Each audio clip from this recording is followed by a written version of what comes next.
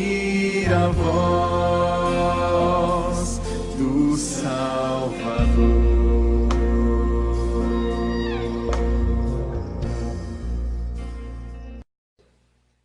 Esse salmo traz um título, provavelmente aí na tua Bíblia está escrito a providência divina na história do seu povo. Mas esse salmo é uma história do povo de Israel que está sendo contada. É uma história que está sendo narrada para o povo de Israel, especialmente para a nova geração, especialmente para que as crianças pudessem ouvir essas histórias do que Deus havia feito e de quem era esse Deus ao qual eles serviam. Então os primeiros versículos deixam bem claro isso. Eu queria ler com você Salmo 78, de 1 a 8. Diz assim: escutai, povo meu, a minha lei, prestai ouvidos às palavras da minha boca. Abrirei os lábios em parábolas e publicarei enigmas dos tempos antigos. O que ouvimos e aprendemos, o que nos contaram nossos pais, não o encobriremos a seus filhos. Contaremos à vindoura geração os louvores do Senhor e o seu poder e as maravilhas que fez. Ele estabeleceu um testemunho em Jacó e instituiu uma lei em Israel e ordenou aos nossos pais que nos transmitissem a seus filhos. Aliás, que os transmitisse a seus filhos, a fim de que a nova geração os conhecesse. Filhos que ainda hão de nascer, levantassem por sua vez, os referisses aos seus descendentes, para que pusesse em Deus a sua confiança e não se esquecesse dos feitos de Deus, mas lhe observasse os mandamentos. E que não fossem como seus pais, geração obstinada e rebelde, geração de coração inconstante e cujo espírito não foi fiel a Deus. Existe uma divisão muito clara e fácil. Se você ler todo esse salmo, ele é um salmo comprido, 72 versículos. Se você ler todo esse salmo, você vai reparar a seguinte divisão. Nesse primeiro trecho, o que nós lemos, de 1 a 8, o objetivo pelo qual ele está escrevendo para que se faça conhecido esse Deus em meio às novas gerações, para que as novas gerações saibam que existe um Deus e o que esse Deus fez durante toda a história do seu povo, do povo de Israel. Do versículo 9 até o 41, ele conta então a história de Deus agindo no meio do povo de Israel, especialmente o período do deserto. Do versículo 42 ao versículo 52, vai narrar a saída do Egito. Do 53 ao 66, a história das tribos e aí já a divisão do povo de Israel assumindo a terra que Deus havia prometido para eles. E do 67 ao 72, a história dos líderes, como que Deus começou a levantar líderes para liderar esse povo, para governar esse povo. E é interessante que o texto comece falando dessa forma, que haveria de o povo entender uma necessidade de transmitir essas verdades sobre Deus e sobre quem é Deus para a nova geração. Que os pais, os antepassados, assumissem essa responsabilidade com os filhos e que os filhos assumissem essa responsabilidade com as novas, com as futuras gerações. Em comunicação, há pelo menos 4 elementos. Você deve ter estudado isso lá na 4ª série. 4 elementos: o transmissor, o receptor, a mensagem e o código. Nós precisamos nos atentar para isso, porque existe algo muito difícil na nossa comunicação hoje com a nova geração. Cada nova geração que se levanta, a maneira de se comunicar é um pouco distinta da dos seus pais.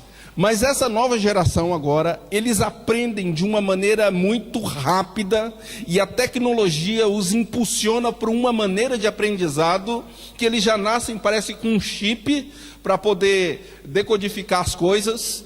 E muitas vezes nós, como adultos, não conseguimos resolver coisas que uma criança de 8 anos vai e rapidamente resolve. Então nós precisamos nos atentar para que tipo de comunicação nós estamos tendo com os nossos filhos, com a nova geração. E como nós vamos transmitir a palavra para essa nova geração, se nós não estamos falando a mesma linguagem que eles? Então nós precisamos atentar. Sabemos comunicar na mesma linguagem dessa nova geração? Porque não basta apenas saber a responsabilidade de comunicar quem é Deus e o que Deus fez, mas existe a necessidade de comunicar essa mensagem no código certo, para que o receptor possa interpretá-la de maneira correta, possa assimilar o que é essa mensagem, quem é esse Deus. Então eu queria que você visse comigo aí no versículo 4. No versículo 4 diz que eles tinham que testificar. Eles tinham essa responsabilidade de testificar para essa nova geração. Não encobriremos a seus filhos, contaremos à geração vindoura os louvores do Senhor e o seu poder e as maravilhas que fez. Nós não podemos encobrir o que Deus tem feito nas nossas vidas. Nós não podemos encobrir como nós fomos alcançados pela ação da palavra e do Espírito Santo na nossa vida. Nós precisamos transmitir isto para a nova geração. E aí nós precisamos entender qual é o código para que essa mensagem chegue ao coração dessa nova geração. No versículo 5, ele diz o porquê que tinha que transmitir. Por que a gente tem então que transmitir essa mensagem de quem é Deus para a nova geração? Porque era uma ordem do próprio Deus. Veja aí no versículo de número 5. Ele estabeleceu um testemunho em Jacó e instituiu uma lei em Israel e ordenou a nossos pais que os transmitissem a seus filhos. E assim por diante. Então é uma ordem de Deus que nós tenhamos essa disposição no coração de passar essa mensagem sobre Deus, sobre quem é Deus para a nova geração. Nós testemunhamos, e por que testemunhamos? Porque é uma ordem de Deus. O versículo 4 diz que nós precisamos testemunhar, no versículo 5 diz que isso é uma ordem de Deus. E no versículo 6 diz por quê, qual é a finalidade. A finalidade era, veja aí no versículo de número 6, a fim de que a nova geração os conhecesse, filhos que ainda hão de nascer, se levantassem e por sua vez os referisse a seus descendentes, para que pusessem em Deus a sua confiança e não se esquecessem dos feitos de Deus, mas lhe observassem os mandamentos. E que não fossem como seus pais, geração obstinada e rebelde, geração de coração inconstante, em cujo espírito não foi fiel a Deus. Então, para gerar esse temor, esse conhecimento de Deus, para gerar na nova geração essa percepção sobre Deus, e para que não fossem como seus pais, uma geração obstinada e que se afastou de Deus, e por ter se afastado de Deus, fez coisas horríveis. Aí eu queria que você fosse comigo lá em Juízes, no capítulo 2 de Juízes. Capítulo 2 de Juízes.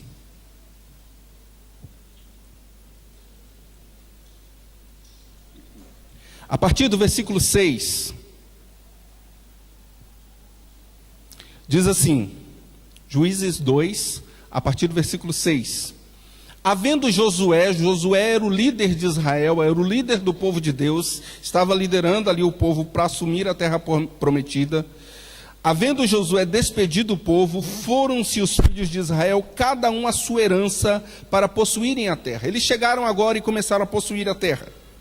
Serviu o povo ao Senhor todos os dias de Josué e todos os dias dos anciãos, que os anciãos ainda viveram por muito tempo depois de Josué, e que viram todas as grandes obras feitas pelo Senhor a Israel. Faleceu Josué, filho de Num, servo do Senhor, com a idade de 110 anos. Sepultaram-no no limite da sua herança em Timnat-Heres, na região montanhosa de Efraim, ao norte do monte Gaás. Foi também congregada a seus pais, ou seja, morreu, toda aquela geração. E outra geração após ele se levantou, que não conhecia o Senhor, nem tampouco as obras que fizera a Israel. Então fizeram os filhos de Israel o que era mal perante o Senhor, pois serviram os Baalins. E começaram com idolatrias. Porque não houve uma sequência nessa transmissão de quem era o Senhor. Enquanto Josué estava vivo, enquanto aqueles líderes que acompanhavam Josué estavam vivos, eles serviam ao Senhor. Mas quando Josué morreu, quando aqueles líderes também morreram, levantou-se uma nova geração, e essa nova geração não recebeu essa mensagem, não recebeu esse código. Não dá para a gente saber se foi por uma falha do transmissor, uma falha do receptor, ou um erro no código, mas houve um problema de a mensagem não ter sido captada por essa nova geração. E por conta disso, eles começaram a fazer o que era reprovado diante de Deus. Por conta disso, começaram a fazer o que Deus não aprovava. E sofreram muito. Eu anotei algumas perguntas aqui, para você fazer ao seu coração, para você fazer aplicando na sua vida, na sua família. Talvez você não tenha filhos, mas você tem sobrinhos, tem primos, tem alguém mais novo, a qual cabe sobre você a responsabilidade de transmitir essa mensagem sobre quem é Deus e o que Deus fez. O povo de Israel tinha essa responsabilidade com a nova geração. Precisamos transmitir essa mensagem para a nova geração, e é isso que o Salmo 78 está falando. Aqui, logo em sequência de Josué, não houve essa continuidade, e eles estavam tentando consertar isso, e o Salmo 78 é escrito também para isso. Perguntas: damos a devida importância na transmissão desta mensagem para a nova geração? Isso é importante para você? É importante para você transmitir o Evangelho para uma criança? Viver o Evangelho? Nos importamos em falar uma linguagem apropriada na transmissão das boas novas para a nova geração? Nós queremos falar uma linguagem que eles possam captar, que eles possam receber isso de coração aberto, que eles entendam o que a gente está transmitindo. E terceiro, como você pode transmitir esta mensagem aos mais novos? Pensa na sua casa, na sua rua. É bom quando a gente vê alguém pensando assim: vamos fazer uma atividade de evangelismo lá no condomínio, vamos fazer uma atividade de condomínio lá na nossa rua. Eu moro num sítio, vamos reunir o pessoal lá do sítio, vamos evangelizar aquelas famílias, aquele povo, vamos evangelizar aquelas crianças. Mas nós precisamos ter uma linguagem bem apropriada para trabalhar com as crianças aqui na igreja também. E nós temos um grande desafio. Daqui a alguns dias nós vamos começar o culto infantil. É um grande desafio para o ministério infantil, é um grande desafio para o conselho da igreja, é um grande desafio para quem é pai e mãe.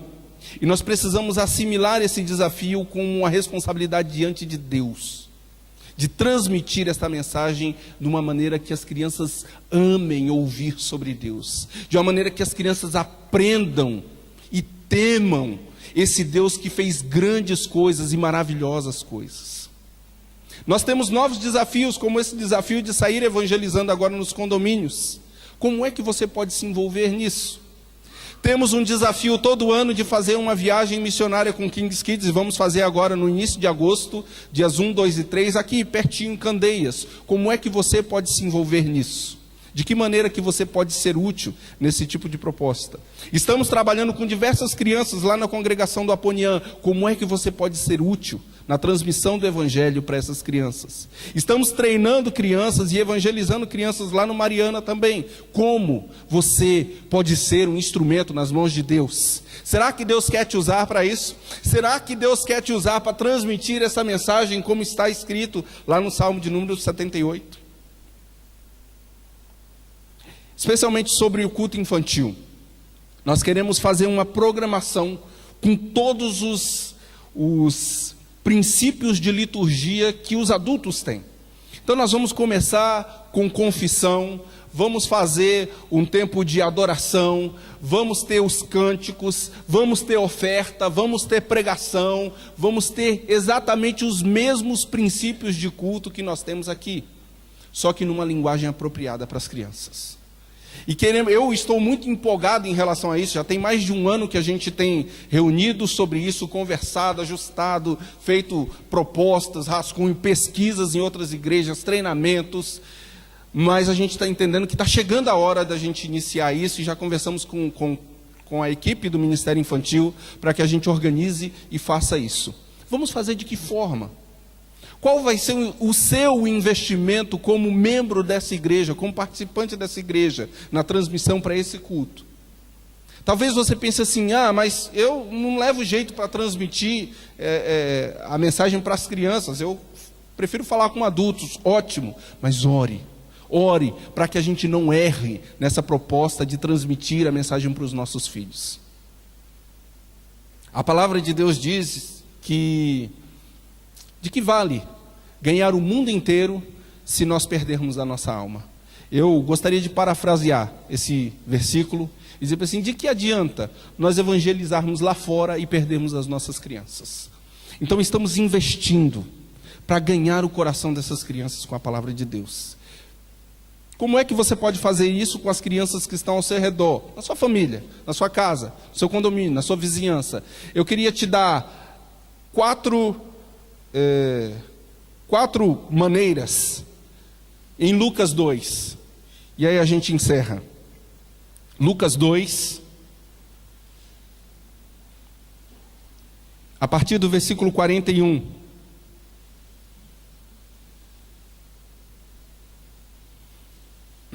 Lucas 2, a partir do versículo 41. Ora, anualmente iam seus pais a Jerusalém para a festa da Páscoa. Quando ele atingiu os 12 anos, subiram a Jerusalém segundo o costume da festa. Terminados os dias da festa, ao regressarem, permaneceu o menino Jesus em Jerusalém, sem que seus pais o soubessem. Pensando, porém, estar ele entre os companheiros de viagem, foram caminho de um dia, e então passaram a procurá-lo entre os parentes e os conhecidos. E não o tendo encontrado, voltaram a Jerusalém à sua procura. 3 dias depois, o acharam no templo, assentado no meio dos doutores, ouvindo-os e interrogando-os. E todos os que o ouviam, muito se admiravam da sua inteligência e das suas respostas. Logo que seus pais o viram, ficaram maravilhados. E sua mãe lhe disse: filho, por que fizestes assim conosco? Teu pai e eu, aflitos, estávamos à tua procura. E ele lhes respondeu: por que me procuráveis? Não sabíeis que me cumpria estar na casa de meu pai? Não compreenderam, porém, as palavras que lhes dissera. E desceu com eles para Jerusalém, e era-lhe submisso. Sua mãe, porém, guardava todas essas coisas no coração. E crescia Jesus em sabedoria, estatura e graça diante de Deus e dos homens. Primeira coisa que eu gostaria de compartilhar nesse texto: nós precisamos despertar interesse pelas coisas espirituais. O texto diz que anualmente eles iam no templo como um ritual, mas ir no templo uma vez por ano, no Natal ou na Páscoa, não faz com que uma criança ame, com que uma criança deseje as coisas de Deus. Nós precisamos criar isso com frequência, nós precisamos restaurar alguns princípios que abençoaram tanto a nossa vida, a nossa geração e a geração dos nossos pais, que é o culto doméstico. Nós precisamos aprender a ensinar os nossos filhos a orar. Tem gente que fica emocionado, quando vê a criança do outro orando, e aí colocam o vídeo na internet e viram a febre que todo mundo gosta de ver. Mas nós podemos fazer isso com os nossos filhos. Precisamos fazer isso com os nossos filhos, ensinar os nossos filhos a orar na hora que entra no carro e a gente vai fazer uma viagem, a orar antes da alimentação, orar antes de dormir, orar para agradecer ao Senhor por um novo dia. Isso é um princípio que a criança vai aprendendo a amar, a respeitar Deus desde pequeno. Mas nós não podemos fazer isso apenas para ensinar a criança. Nós precisamos fazer isso porque isso tem que estar dentro de nós. Lá no Salmo 78 diz isso, que nós precisamos viver esta palavra para depois transmitir. Em Deuteronômio diz a mesma coisa, que as palavras primeiro precisam estar na nossa mente e no nosso coração, para depois a gente transmitir à nova geração. Despertar interesse sobre as coisas espirituais em crianças passa por ter esse desejo, passa por viver essa experiência espiritual. E você vive? É bonito quando a gente vê os jovens vindo aqui na frente, né? O Breno falando hoje de manhã sobre ir para a África. É legal ver Deus despertando outras pessoas, mas todos nós temos necessidade de Deus e precisamos viver Deus. Estamos vivendo? Só vamos despertar interesse espiritual na criança se nós tivermos esse interesse espiritual pelas coisas de Deus também. Segunda coisa, nós precisamos ter uma educação compartilhada. Aqui nesse texto, em Lucas, dá para ver claramente que eles viajavam em famílias, então as famílias acabavam um cuidando do filho do outro, e dando alimento, e levando no lombo do seu animal. Então eles caminhavam naquele comboio. Passou um dia, e eles, nessa consciência de que estavam educando e cuidando das crianças em conjunto, pensou, o tio deve estar cuidando, ou o primo deve estar cuidando, deve estar com algum parente por aí, porque a gente cuida junto. Mas junto também, José e Maria voltaram atrás para procurar um menino. Muitas vezes nós precisamos voltar atrás para procurar onde nós perdemos os nossos filhos. E voltar atrás é extremamente importante que seja feito em conjunto. Que o marido saiba pedir ajuda da esposa. Isso aqui, nós precisamos evitar ao máximo aquelas acusações. É culpa sua. Não, a culpa é sua. E aí fica um jogo de empurra de culpas. Nós precisamos aprender a nos apoiar. Porque de acusação já basta Satanás, que é o nosso acusador. Nós precisamos tomar esse lugar de apoiador um com o outro e fazer com que essa educação seja compartilhada. E que a criança saiba que nós estamos unidos para educá-la. Mas essa união, ela pode ser além do marido e a esposa, ela pode ser uma união comunitária. Nós precisamos assumir a responsabilidade de olhar para as nossas crianças, aqui na igreja, lá na escola, lá na vizinhança, e vê-las como uma responsabilidade nossa, assim como os parentes, quando caminhavam em caravana, cada um assumia a responsabilidade pela criança do outro e dava autoridade para que o outro pai também cuidasse das suas crianças. Educação compartilhada. Terceiro, nós precisamos oferecer liberdade e impor limites. É preciso oferecer liberdade para que a criança busque, para que a criança tenha interesse, para que a criança corra atrás. Jesus correu atrás dos doutores e ficou ali sentado com os doutores, ouvindo e interpelando e perguntando questionamentos sobre as coisas de Deus e sobre Deus. É preciso despertar esse interesse, mas para despertar esse interesse é preciso dar liberdade, mas também é preciso impor limites. Maria chegou para Jesus e disse assim: filho, por que fizeste isso conosco? Nós estávamos aflitos à tua procura. Jesus deu a explicação dele que os nossos filhos não vão poder dar, porque não são como Jesus. Não são como Jesus. Mas nós precisamos impor limites aos nossos filhos. Dar liberdade para que eles busquem as coisas de Deus, para que eles desejem as coisas de Deus, mas também impor limites para aquilo que desagrada a Deus ou para aquilo que deixa os seus pais aflitos. Mas se José e Maria, que cuidavam de Jesus, chegaram ao ponto de um dia ficar aflito com Jesus, imagina nós com os nossos filhos. Então precisamos muito compartilhar disso e fazer isso para a glória do Senhor. Para terminar, de vez, nós precisamos exercer uma educação que gere crescimento. Uma educação que gere crescimento. Crescia, Jesus diz o versículo 52, e crescia Jesus em sabedoria, estatura e graça diante de Deus e dos homens. A pior coisa para a gente que é pastor, para você que é pai, mãe, é ver um filho se perder. O nosso coração dói. A gente quer voltar atrás e ver onde é que a gente errou, como é que a gente pode consertar. A gente investe muito para tentar consertar um erro. Mas aqui o ditado popular se faz verdade. É melhor prevenir do que remediar. É muito melhor prevenir do que remediar. E aí nós estamos investindo na nova geração. O conselho dessa igreja, essa igreja tem uma postura de investir na nova geração. De ser uma igreja que abrace a nova geração. Isso precisa pulsar no seu coração.